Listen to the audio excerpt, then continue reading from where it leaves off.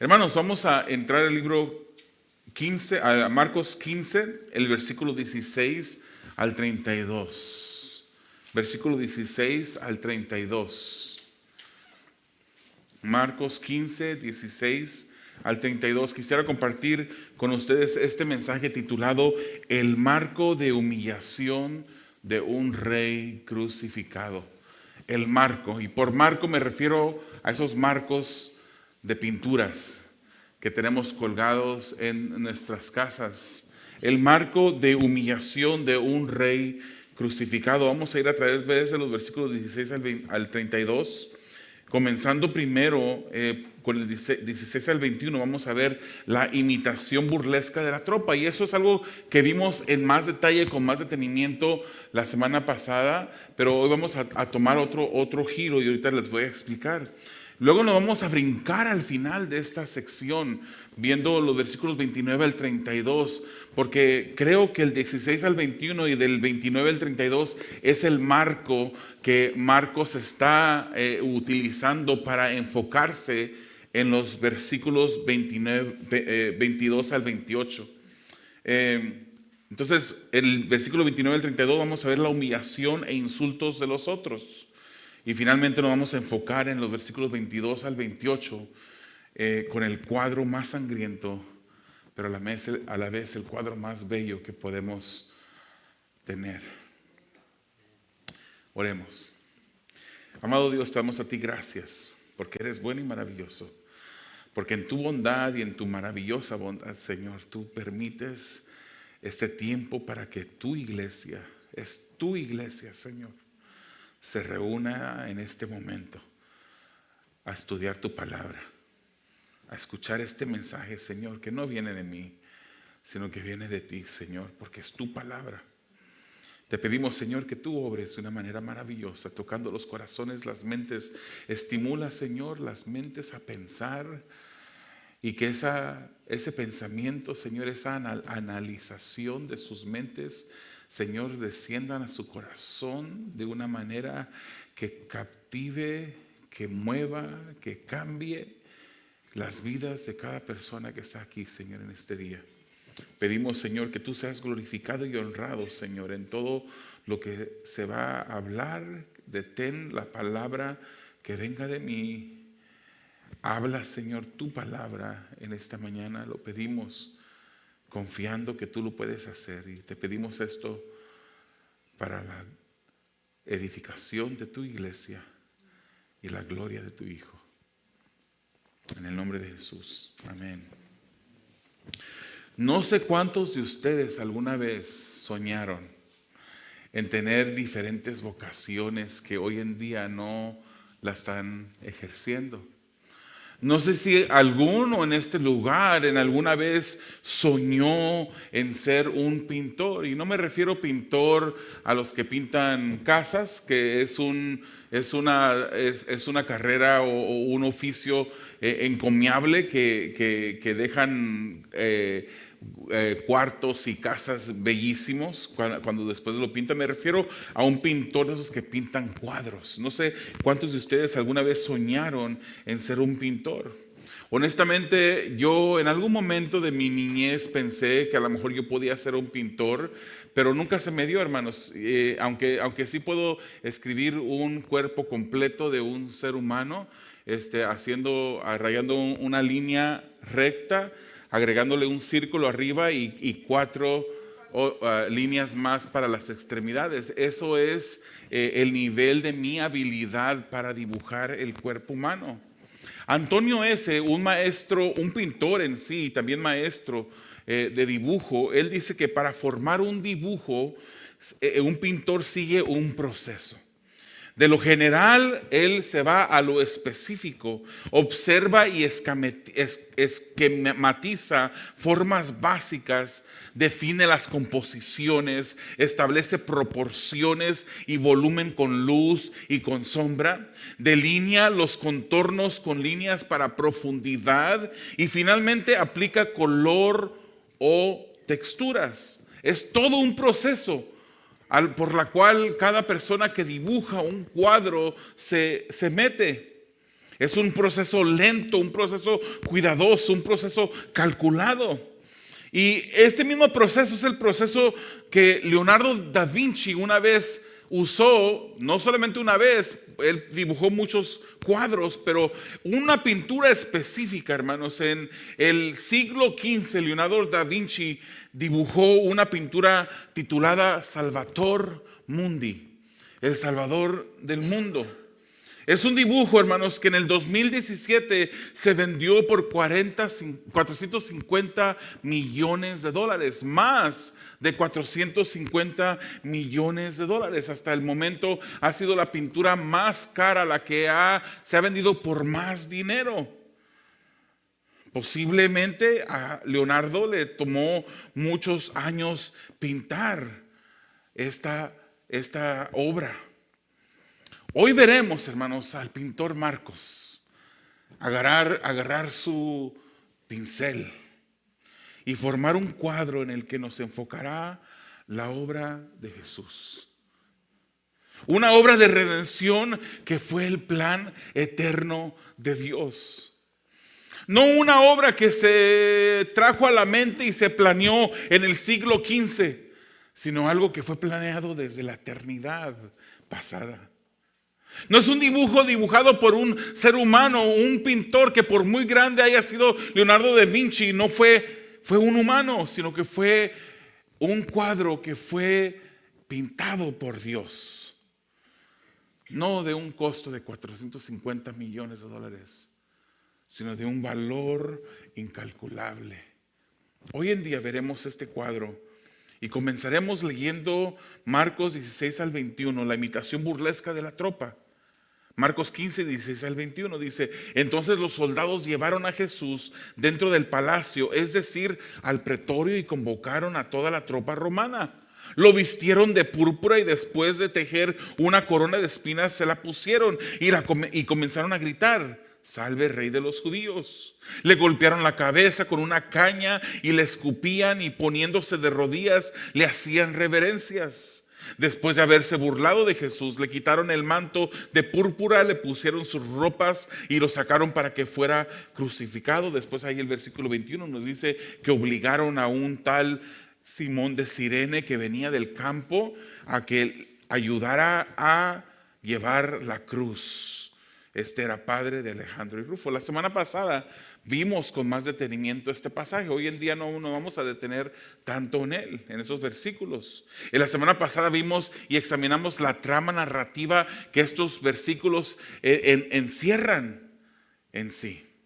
Esa semana, hermanos, consideraremos estos mismos versículos, pero ahora los veremos como un componente de comparación que Marcos está usando. En tiempos anteriores, prédicas anteriores, les he compartido que Marcos hace esto mucho.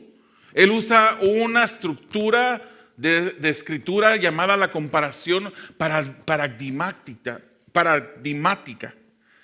Esa estructura, hermanos, es una estructura que se le conoce coloquialmente como la estructura del sándwich, donde él escribe algo, después escribe otra cosa, pero en medio tiene el enfoque, el punto principal de lo que él quiere escribir. Con los versículos 16 al 21, él está poniendo el dibujo del primer pan. Después, los versículos más anteriores, vamos a ver el otro pan, pero luego vamos a terminar enfocándonos en el centro, en el enfoque de lo que él quiere hacernos ver. Podemos mirar estos versículos juntamente con los versículos 29 al 32 y ver las similitudes. Un solo tema, un solo propósito de Marcos, pero los miraremos las dos porciones juntas. En esta primer porción, o lo que le llamaríamos el primer pedazo de pan, en esta comparación paradigmática, vemos cómo Marcos nos comparte que Jesús es llevado al palacio. Esto lo vimos con más detenimiento la semana pasada. El pretorio, el lugar donde era la sede de autoridad y justicia del gobierno romano. Luego se convoca a la tropa romana que funcionaba como verdugos que acompañaron a Jesús hasta la muerte en esa cruz. Examinamos la semana pasada cómo estos soldados romanos arreglaron toda una parodia, una burla de Jesús, colocándole vestiduras de color púrpura, un color como morado que solamente se reservaba para los reyes. Tejieron una corona de espinas y se la colocaron sobre la cabeza. Dijimos que para este momento ya Jesús había sido azotado, hermanos, severamente, y su cuerpo estaba completamente sangrando por todas partes. Recuerde que esa noche, hermanos, para añadirle a ese azote, esos azotes y ese maltrato que Jesucristo recibió, esa noche él no había dormido. Él estaba orando en el jardín de Getsemaní cuando llegó la tropa romana, llegaron los religiosos con los soldados a arrestarlo. Después de haberlo arrestado, fue llevado ante 6 diferentes juicios. Él no durmió toda esa noche. Las espinas de la corona comenzaron a hacer que su piel cabelluda comenzara a sangrar. Esta área dijimos que es rica en terminaciones nerviosas y es muy probable que ya no se reconociera su rostro, el cual para este momento ya estaba empapado de sangre.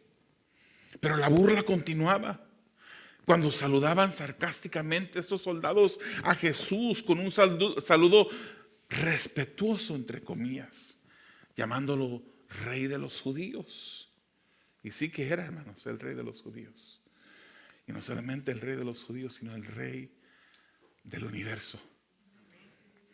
Incluso se ponían de rodillas esos soldados y le hacían reverencias, burlándose de Jesús, mientras que al mismo tiempo le escupían al Creador.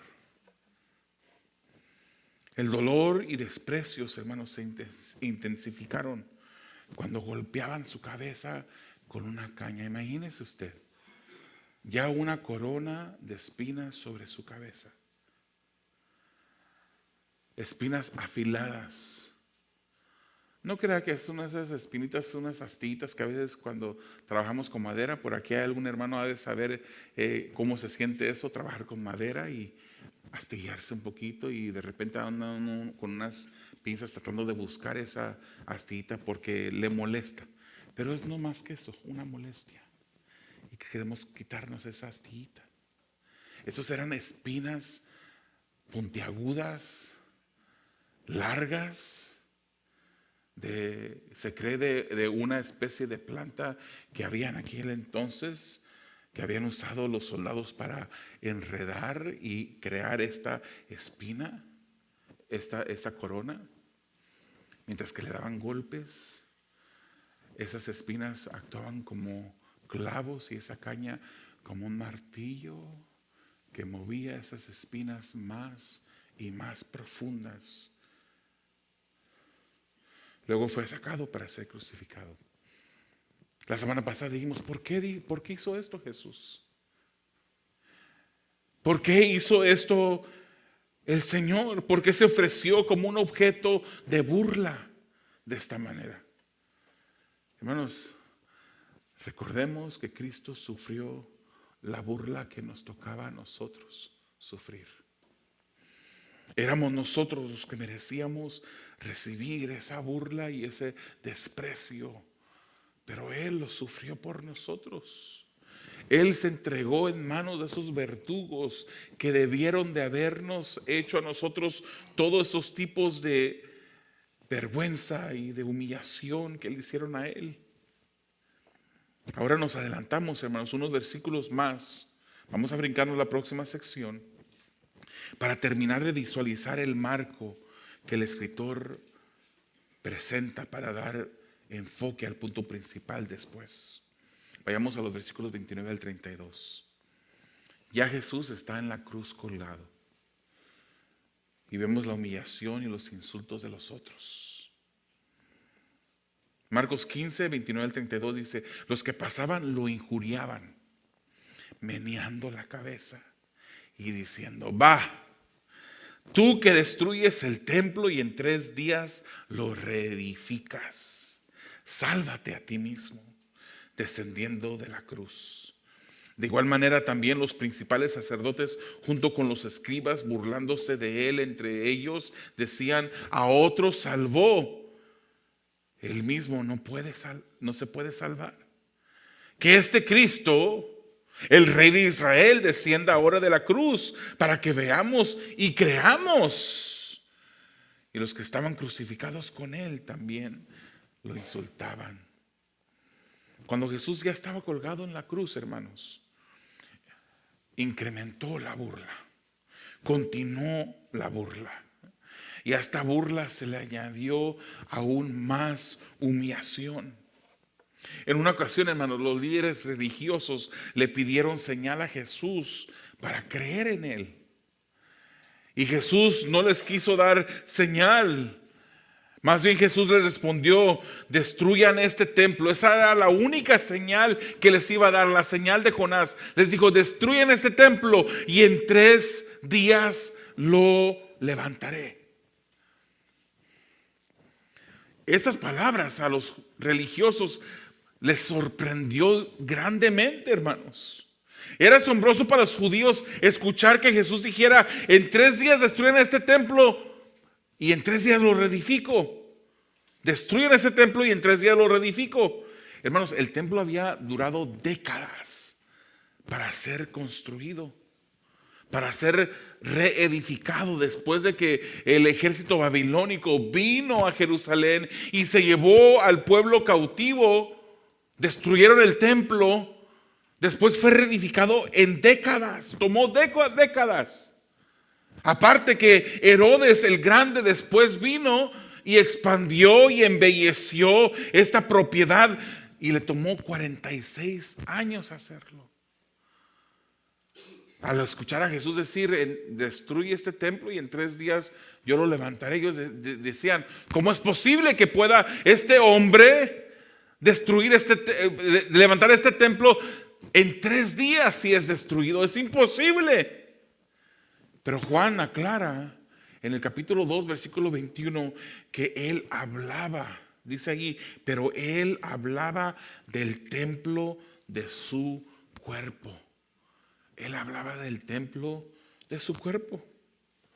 Los religiosos, hermanos, incluso usaron estas palabras durante uno de los juicios en la que estaban acusando a Jesús esa mañana. Marcos 14:58 nos dice: nosotros le oímos decir: yo destruiré este templo hecho por manos y en 3 días edificaré otro no hecho por manos. Los que pasaban por donde Jesús estaba crucificado lo injuriaban y meneaban la cabeza, hermanos. ¿Qué quiere decir injuria? ¿Qué quiere decir injuriar a alguien? Le insultaban, lo maldecían a Jesús. Nuestro Señor en esa cruz ensangrentando, sufriendo el dolor intenso, ya crucificado y con ese aire que era más y más difícil cada vez respirar, mientras colgaba de la cruz, la gente le meneaba la cabeza, un gesto de desprecio y de burla. Estos pensaban: si tiene el poder para hacer en 3 días lo que multitudes les tomó décadas hacer, entonces debe tener el poder para bajar de la cruz y salvarse a él mismo. Hermanos, no solo la tropa romana se burló de Jesús, no solamente la gente que pasaba se burlaba de Jesús, los líderes religiosos también. Peor cosa, hermanos, estos líderes religiosos, entre ellos escribas, personas que conocían en detalle las escrituras del Antiguo Testamento, debieron de haber reconocido al Mesías y no lo reconocieron. Era peor para ellos. Ellos estaban más ciegos aún que las demás personas. Marcos nos dice que los religiosos se burlaban y pensaban entre sí. Aunque Mateo nos dice más. Ellos pensaron entre sí, es lo único que Marcos nos dice, pero Mateo nos dice que también lo dijeron, lo hablaron y decían: a otros salvó, a sí mismo no se puede salvar. A otro salvó, a sí mismo no se puede salvar. Era una burla que le estaban haciendo. Estos religiosos hablaban a la multitud burlándose de Jesús y con esas palabras menospreciaban su mensaje y se reían de su supuesto poder. Mientras desafiaban a Jesús con estas palabras, ellos dudaban que Él era el Cristo, el Rey. No creían en su identidad. Como hoy día hay muchos que no creen en su identidad. No creían en su misión mesiánica, que Él era el Mesías que había sido enviado para rescatarlos. No creían en Él. Hoy hay muchas personas que viven en esa ceguera. ¿Los conoce usted? Vecinos, familia misma, que no creen en ese Jesús, Salvador del mundo. Estas personas decían, si a Él mismo no se podía salvar, ¿cómo puede ser el Mesías? ¿Cómo puede ser el Mesías que debe de salvar a los demás? Estaban ciegos, hermanos. Eso es precisamente lo que hacía, estaba salvando Jesús. Al estar en la cruz del Calvario, Él estaba ejerciendo el trabajo de salvación para el mundo entero. Pero esta gente estaba ciega y volvían a pedir señal. Pero Mateo y Lucas registran que Jesús negó su petición, con excepción a esa señal de Jonás. Les dijo, ninguna señal les será dada sino la señal de Jonás. Esto quiere decir que así como 3 días estuvo Jonás en el vientre de ese pez, así Jesucristo estaría solamente 3 días en la sepultura, pero al tercer día saldría como salió Jonás del vientre. Hubieron 2 malhechores, hermanos, que fueron colocados a su lado, uno a cada lado. Y esto fue una profecía. Isaías 53, versículo 12 nos dice: por tanto yo le daré parte con los grandes y con los fuertes repartirá despojos, porque derramó su alma hasta la muerte y con los transgresores fue contado. Llevó el pecado de muchos e intercedió por los transgresores. Aunque Lucas nos dice que uno de los malhechores, si usted lee el libro de Lucas, usted verá y leerá esa historia donde uno de ellos voltea hacia Jesús y le dice: Señor, acuérdate de mí cuando vengas en tu reino. Y Jesús le dice: de cierto te digo que hoy día estarás conmigo en el paraíso. Aunque Lucas nos dice una verdad, no siempre fue así. Los malhechores, de acuerdo a Marcos, ambos, los dos, al comienzo se burlaban de Jesús también, los dos. Hermanos, este es el marco que este evangelista presenta alrededor de la crucifixión de Jesús. Esto es lo general, lo que un artista al dibujar empieza con lo general y luego se va a lo específico. Jesús pasó la vergüenza. Él, siendo humillado hasta lo sumo, recibió la burla que le tocaba a usted recibir. Y recibió la burla que me tocaba a mí recibir.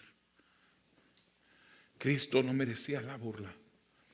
Cristo no merecía la humillación. Pero Él sufrió la burla y soportó tu humillación, hermano. Decimos la semana pasada, no pierdas de vista la grandeza de lo que Jesús hizo por ti. El día de ayer yo comiéndome un plato de comida china. Tenía a mis hijas junto de mí también comiendo. Y teniendo el teléfono prendido un poquito, salió un video de un padre con sus 2 hijos. Y ellos estaban pintados sus caras como de payasos en la esquina de una calle, trabajando. Y la inscripción, no me recuerdo muy bien lo que decía las letras en la pantalla, pero decían: si crees que tu vida es difícil, levanta la vista y mira alrededor de ti. Una familia, le dije a mis hijas, esta familia estarán contentos con solamente tener uno de nuestros platillos y compartirlo entre los tres. A veces tenemos bendiciones en nuestras vidas que nosotros no nos damos cuenta de lo bendecido que somos. Nos enfocamos en lo negativo, nos quejamos, chupamos los dientes en contra de Dios, le reclamamos a Dios por qué, pero tenemos muchas bendiciones y perdemos de vista la gran bendición que Dios nos da día tras día. Y de la misma manera, muchas veces muchos cristianos pierden de vista la gran bendición que fue el que Jesucristo viniese a este mundo a morir en la cruz del Calvario por nosotros. Es algo normal para nosotros.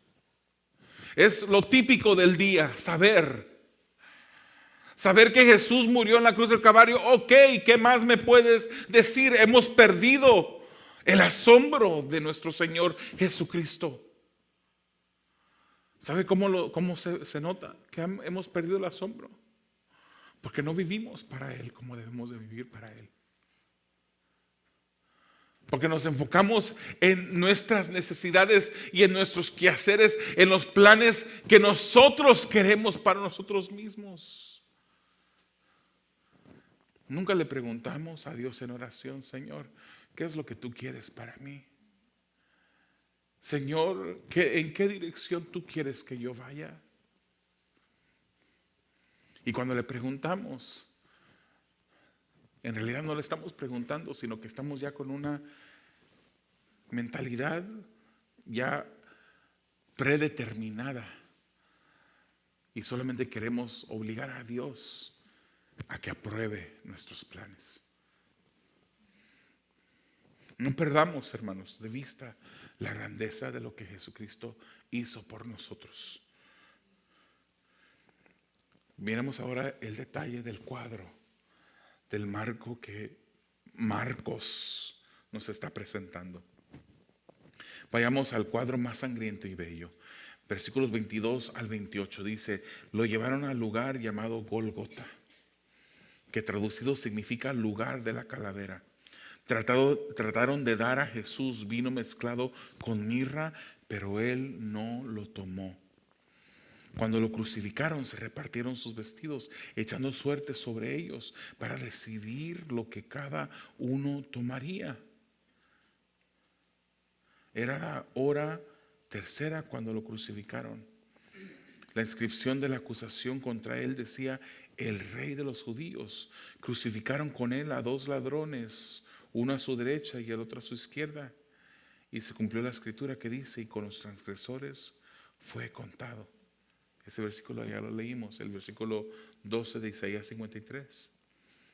El enfoque del pintor Marcos de este cuadro se centra en lo que pasó en ese lugar llamado Gólgota. Esta palabra Gólgota, hermanos, usted la ha escuchado antes, ¿verdad? Gólgota es una palabra en arameo, es una palabra aramea que significa lugar de la calavera. Nosotros le llamamos el monte Calvario porque fue traducido al latín como Calvario. De ahí donde sacamos nosotros el monte Calvario. Eso es posible una referencia a la topografía del lugar, porque la topografía asimilaba o asemejaba a una calavera. Ahí es donde el escritor, convertido en dibujante, centra nuestra atención. En ese lugar, hermanos, yacía Jesús, colgado en una cruz, en muy malas condiciones. Su cuerpo estaba sangriento, hermanos, abierto. Pedazos de su carne le faltaban cuando fue dado de latigazos por los soldados romanos. Su rostro entero cubierto de sangre. Su cuerpo desfigurado, su carne desgarrada, para que se cumpliera lo que fue escrito por el profeta también en Isaías 53.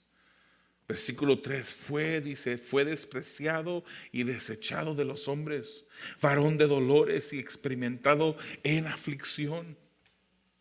Y como uno de quien los hombres esconden el rostro, fue despreciado y no lo estimamos. Para los que eran colgados en la cruz, era costumbre darles un poco de vino con mirra mezclado. ¿Por qué hacían esto? Porque esa bebida, hermanos, actuaba como un analgésico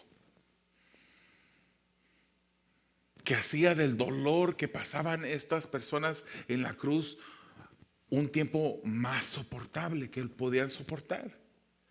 Pero cuando le ofrecen a Jesús esta bebida, que en otras versiones le llaman, usted puede leer hiel, que le dieron hiel, le ofrecieron hiel, Jesús lo rechazó.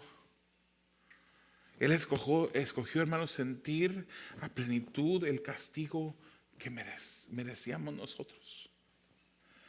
¿Por qué lo hizo, hermanos?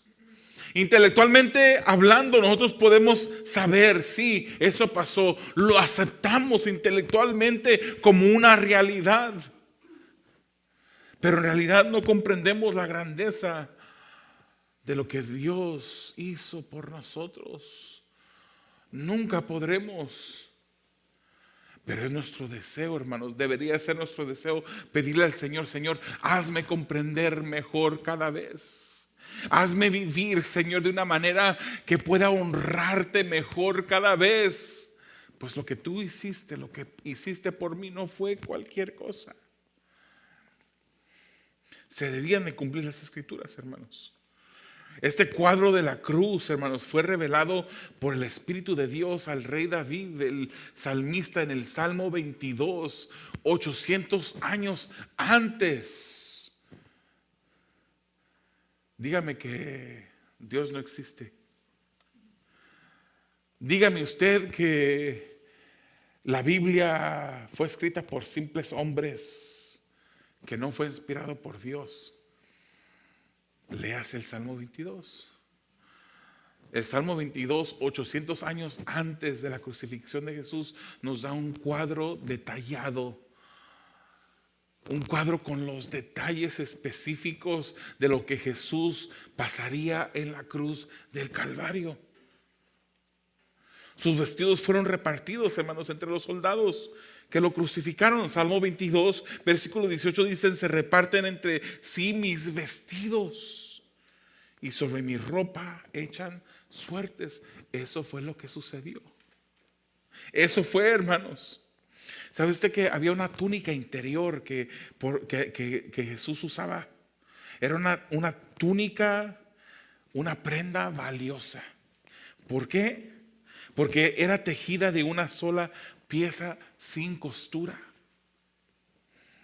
Y para no romperla, los soldados echaron suertes a ver quién se iba a quedar con esa túnica.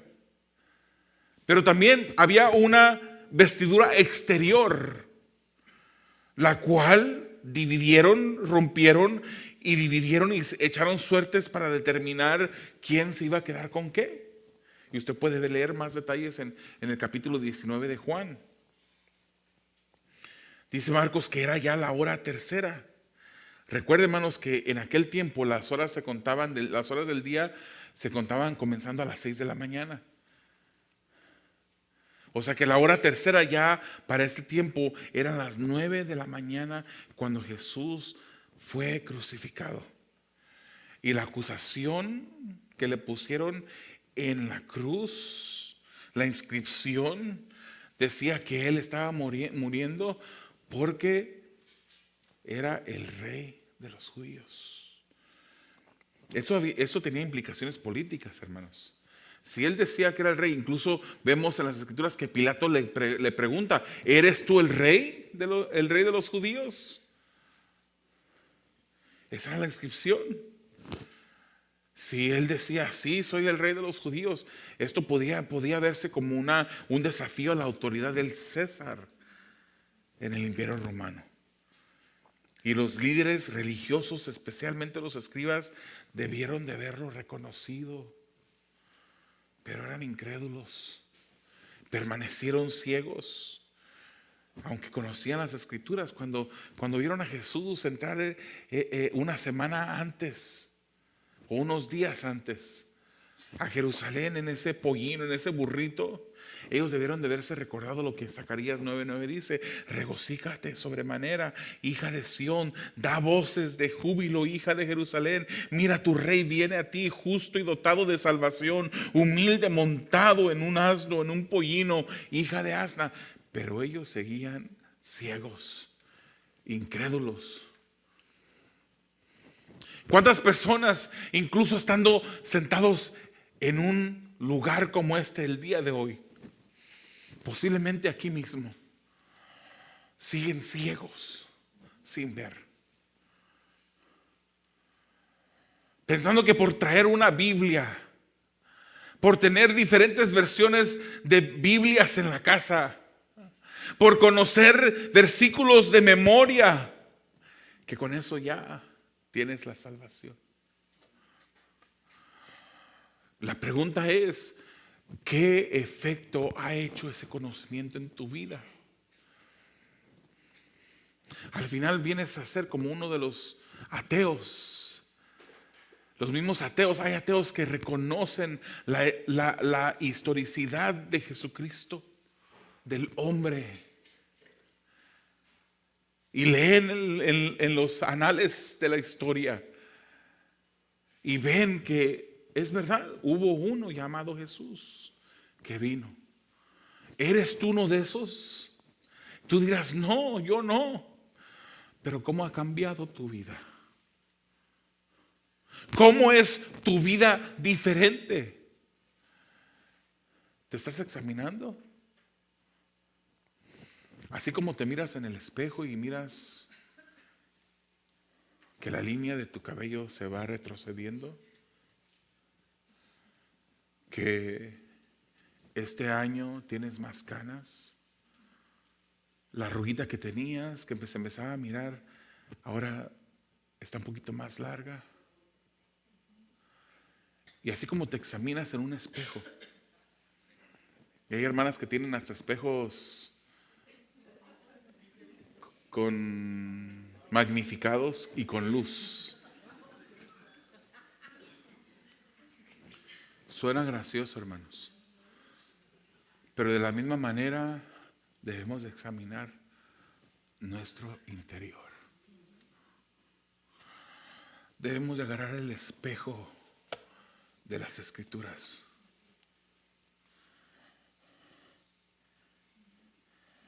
que es luz, y examinar nuestras almas,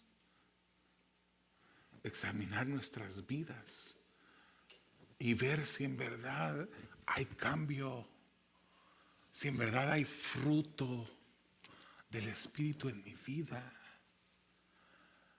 o simplemente soy parte de una congregación, pero no soy parte de la iglesia de Jesucristo.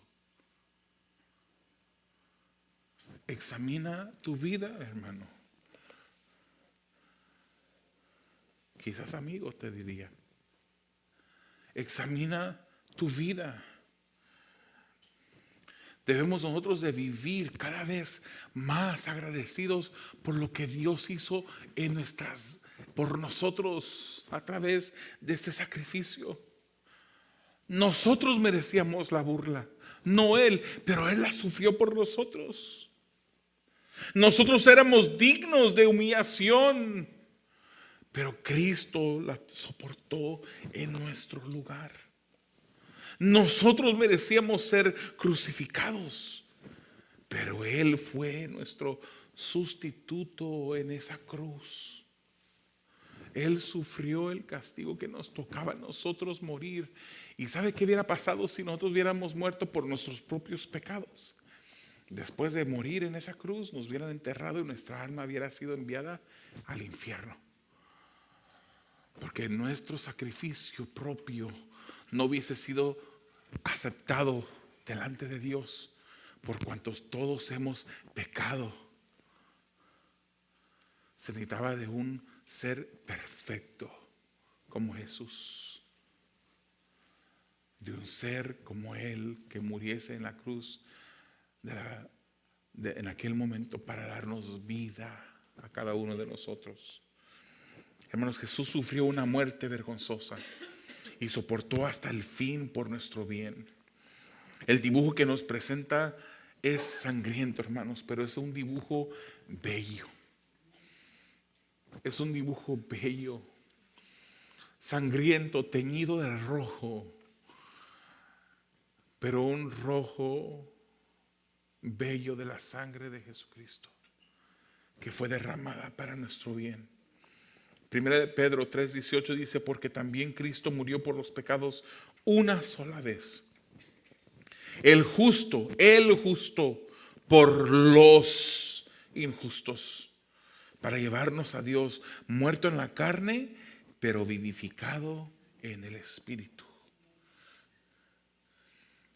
Yo te pregunto de manera de aplicación en esta mañana, para cerrar.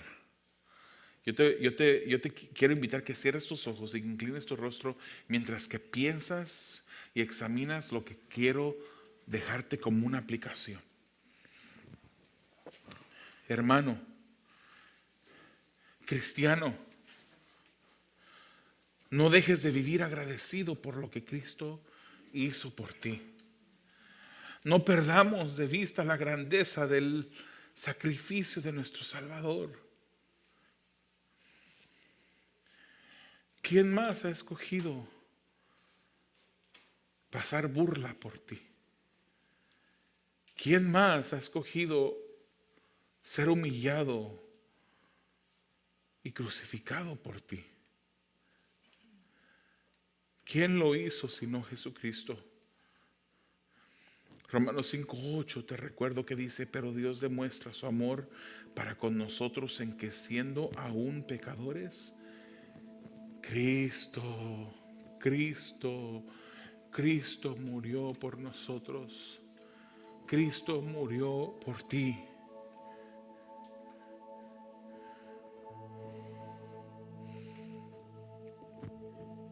No lo dejes simplemente como un ejercicio analítico, como un ejercicio de cerebro. No lo dejes como un conocimiento intelectual simplemente. Si reconocemos y sabemos y vivimos agradecidos por su muerte en la cruz, esforcémonos en honrarlo. Esforcémonos en obedecer sus mandamientos, en vivir para Él, en entregarle nuestras vidas completamente a Él, sin límites, sin reservas. Le pertenecemos a Él.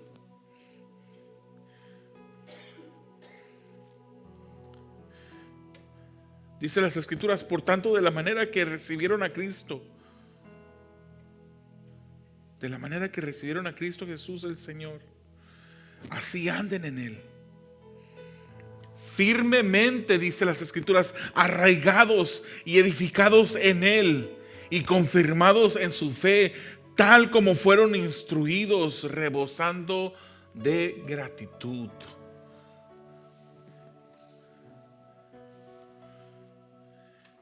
Vivamos firmemente arraigados en Él, llenos de gratitud por lo que Él hizo por nosotros.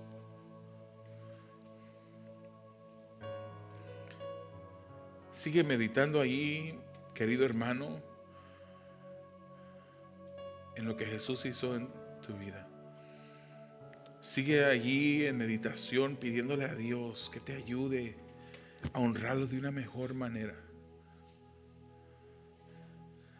Para ti, amigo, que estás aquí, o que quizás escuchas en línea, reconoce cuánto Él amó al mundo, que pasó por los tormentos más grandes para ofrecerte la oportunidad de vivir eternamente. Eso es más valioso que 450 millones de dólares. Eso es un acto que le costó su sangre, su vida.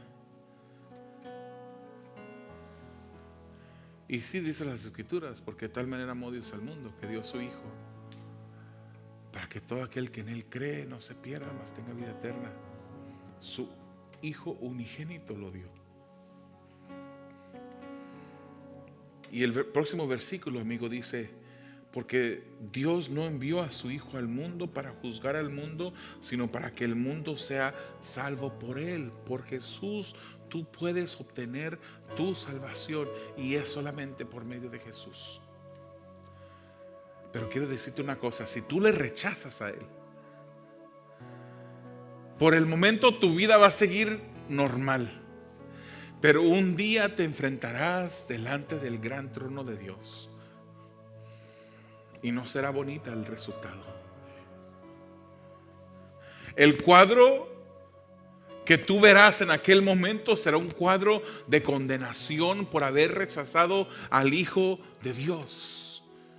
Juan 3:18: el que cree en Él no es condenado, pero el que no cree ya ha sido condenado, porque no ha creído en el nombre del unigénito Hijo de Dios. Si tú quieres esa salvación, sin lugar del cuadro de una condenación para tu vida, tú quieres el cuadro de salvación, acepta a Jesús, ríndete a Él, ven a Él en arrepentimiento, entrega tu vida en fe a Jesús. Y si lo haces genuinamente, tu vida va a cambiar. Ya no serás el mismo. Tu vida será completamente diferente. Amado Dios, esta es tu palabra, y te damos gracias por ella, Padre, pidiéndote que tú obres en aquellas personas que no te conocen, Señor. Ya sea que estén aquí sentados en este lugar, Señor, o estén mirando por línea. Te pedimos, Señor, que tu Santo Espíritu llegue hasta donde están, que redarguya sus corazones, sus mentes, Señor, les convenza de pecado, les haga ver el pecado en el cual viven y cómo ese pecado les llevará a una eternidad de sufrimiento en el infierno. Pero también les haga saber y entender que Jesús no murió de balde, que murió en una cruz para pagar el precio, el castigo que les tocaba a ellos pagar, y que si ellos ponen su fe en arrepentimiento a ti, en Jesús, podrán ser salvos. Haz esto, amado Dios, en sus vidas.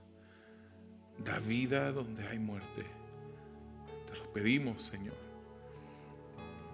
Y nosotros como cristianos, Señor, ayúdanos a vivir de una manera que sea digna, Señor. Que cada día podamos entregar, Señor, más y más nuestras vidas a ti, Señor. Son tuyas. Ciertamente no podemos entregarnos más a ti, Señor, porque te pertenecemos. Pero que en acción, que en obediencia, Señor, nos acerquemos más a ti y te honremos, Señor, como tú mereces ser honrado. Te lo pedimos, Padre, confiando que tú lo puedes hacer, sabiendo que sin tu ayuda no podemos hacer absolutamente nada. Y te pido todo esto, Señor,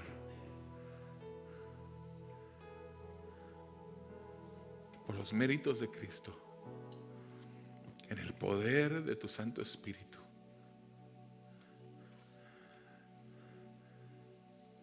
para la edificación de tu iglesia, Señor, y la gloria de tu Hijo. En el nombre de Jesús. Amén.